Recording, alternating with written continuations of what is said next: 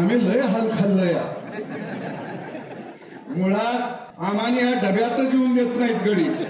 वयाची लय वाईट आहे. ह्या डब्यात येऊनच देत नाही. पण तुम्हाला सगळ्यांचा वरदास्त आहे. आमची परिस्थिती अशी आहे, आम्ही हुन डब्यात बसतो. आम्हाला एखाद्यानं नमस्कार केला नाही तरी आम्हीच नमस्कार करतो.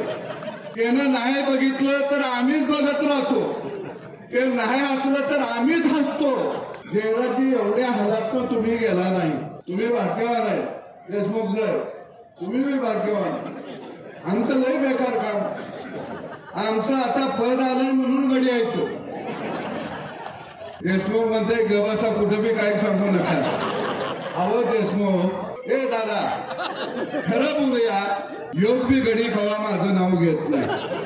सदाभाऊ तुम्ही निवडणूक लढवायची आहे, त्यावेळी आम्ही तुमच्या पाठीशी आहे. सगळे म्हणते ते भाव आमच्या पाठीशी. पण माझ्या पाठीशी कवा तरी या की.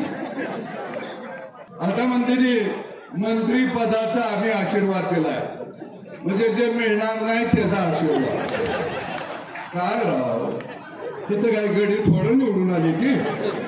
बर मंत्रीपद मिळालं तर मी घेतो, पण तुम्ही सांगायला आला पाहिजे का नाही. पण मंगेश, त्या गाड्यांना जर सांगायला पाठवलं मी, मला मंत्रीपद पाहिजे, तुम्ही चला, ही जातील आणि आत गेलो म्हणतील, त्याला सोडून यातलं कुणाला बी करा. अहो राजकारण लय बेकार आहे.